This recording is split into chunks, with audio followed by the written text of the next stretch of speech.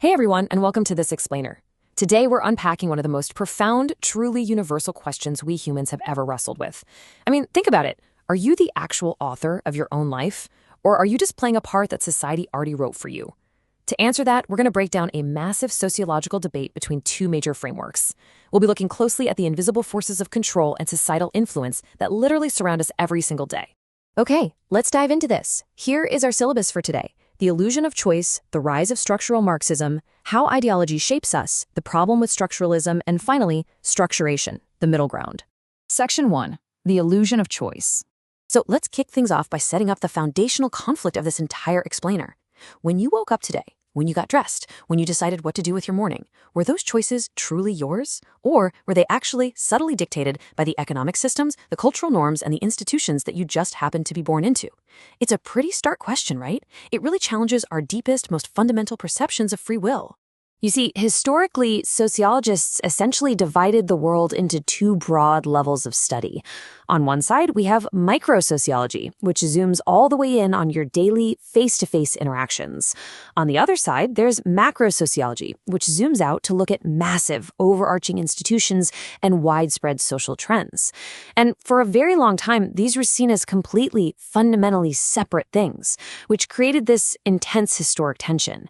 Basically, do the small, everyday actions of individuals dictate society, or does the massive, heavy structure of society dictate the individual? Let's move to Section 2, the rise of structural Marxism. Let's see how this macro view builds into our first major theoretical framework. To really get where structural Marxism came from, we kind of have to map out the history first.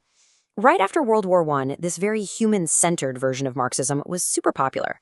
But then, in 1956, a massive political earthquake happens.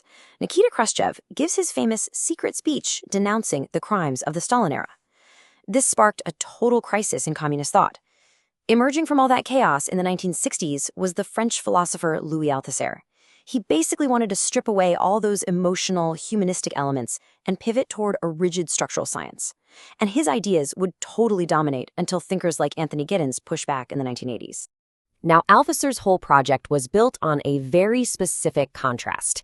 Humanist Marxism was all about the early writings of Karl Marx, big ideas about human alienation, lived experience, the essence of humanity. Well, Althusser completely rejected that whole subject-centered approach. He argued that we needed to focus on the later, much more structural works of Marx, like Das Kapital. He wanted to look for absolute scientific laws and the rigid structural constraints of society, rather than focusing on feelings and human nature. To justify this massive shift, Althusser borrowed a concept from the philosophy of science called the epistemological break.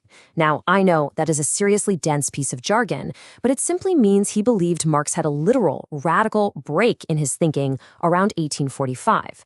According to Althusser, Marx basically woke up and abandoned his early pre-scientific ideological ideas about human nature, all so he could create a true objective science of historical materialism. So the crucial point is captured perfectly in this famous quote, "History is a process without a subject." This right here is Althusser's brand of anti-humanism. He argued that you and I, actual living individuals, are not the autonomous creators of history. Nope. Instead, we are merely the bearers or the supports of objective social relations. In this view, you aren't some freewheeling agent. You are, quite literally, just a cog in a massive structural machine. Which brings us to Section 3, how ideology shapes us. Okay, so for just cogs, how do these massive societal structures actually control our day-to-day lives without us even realizing it? Well, when mapping out society, Althusser proposed his theory of the social formation. Unlike older, way more simplistic theories that basically said the economy directly controls literally everything, Althusser argued that the political and ideological levels actually have what he called relative autonomy. They are their own distinct structures and they have their own unique rhythms. They aren't just passive reflections of the economy, even if the economy is, the ultimate anchor in the long run. And because these levels all operate somewhat independently, Althusser borrowed a psychoanalytic term to explain how change actually happens: overdetermination. In plain English, This just means that major societal changes or revolutions don't happen simply because of one single economic issue. Instead, they happen through a really complex fusion of different societal rhythms, politics, culture, and economics, all colliding and condensing at the exact same time. It's like a giant societal perfect storm. But to maintain control most of the time, the state relies heavily on what Althusser called ideological state apparatuses, or ISA. While a government might use the police or the military for violent physical repression, it primarily maintains its power by seamlessly reproducing its ideology through these private, everyday institutions. Under capitalism, he argued, the educational system is actually the dominant tool. It teaches us our roles and makes us compliant, starting from a very, very young age. And that brings us to a really pivotal concept: interpolation. This is the exact psychological mechanism that integrates us into society's ideological web. It's the process where ideology essentially hails you, like calling out your name. And by responding, you are constituted as a subject who willingly accepts their place in the social structure. To vividly illustrate interpolation, Althusser famously used this scenario of a police officer yelling, "Hey, you there!" at a person on the street. The very moment that person turns around in response, they have instantly adopted a societal role. They recognize themselves as a subject of the state's authority. Now, it feels like a completely free choice to turn around, right? But the truth is, the structure has already defined the entire interaction before it even started. Section 4. The problem with structuralism. Now, while Althusser's model was highly influential back in the 60s and 70s, you have to admit, it painted a remarkably bleak picture of human existence. Unsurprisingly, a lot of Marxist historians fiercely criticize this heavy-handed, robotic system. The most famous rebuke came from E.P. Thompson, who totally blasted structural Marxism, calling it Stalinism reduced to the paradigm of theory. Thompson argued that Althusser had completely erased human agency and the conscious actions of actual people from history, basically turning a vibrant study of humanity into this cold, mechanical theology. Summarizing the fatal flaws of structural Marxism here, critics pointed out that it was basically a form of structural functionalism, meaning it viewed society as just a static, self-perpetuating system. Think about it. If we are all totally controlled by ideology, how is revolutionary change even possible? Furthermore, post-structuralists argued that Althusser's strict boundary between absolute science and ideology was actually impossible to prove. So, by the late 70s, these mounting critiques caused a massive intellectual decline for this framework. Which leads us nicely into Section 5, Structuration, the middle ground. So, this leaves us with a pretty huge dilemma. We clearly aren't entirely free from society's influence, but we also aren't mindless cogs, right? Let's quickly remind ourselves of these two warring concepts: agency and structure. Agency is your capacity to act independently and make free choices.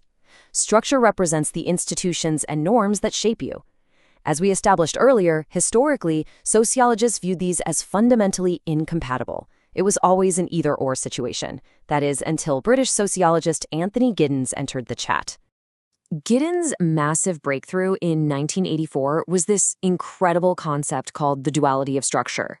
Actually, scratch that. It wasn't just a breakthrough, it was a total paradigm shift. He argued that agency and structure are absolutely not opposites. Rather, they are two sides of the exact same coin. Social structures are entirely created and maintained by the everyday actions of individuals. Yet simultaneously, those structures are what guide and constrain the exact actions of those individuals. And this brilliantly illustrates the concept using a theatrical analogy. Think of it like a giant stage play. When you are on stage in public, you are playing a role, constrained by society's expectations and structural norms. But when you retreat behind the scenes into your private life, you cast off that public role and exercise your unconstrained free will. But here's the magic. The play only exists because the actors perform it, but the actors only perform it because the play dictates the script. Honestly, the most empowering part of Giddens' structuration theory is understanding that structures are never permanently fixed. They exist only because we constantly reproduce them through our ongoing social practices. Every single time citizens participate in the act of voting, or maybe a new generation adjusts their methods of child-rearing, they are slightly altering the overarching societal structure. Our daily, repetitive choices are exactly what shape, change, and solidify societal norms over time. Which brings us to our final thought for today. The Great Debate teaches us that we are neither totally free nor totally controlled. We are active participants in a constantly, endlessly evolving system. So I want to leave you with this. How will your daily routines, your subtle, everyday choices shape the structure of society tomorrow? Because every single action you take is quite literally writing the future. Thank you so much for joining me on this explainer, and as always, keep questioning the world around you.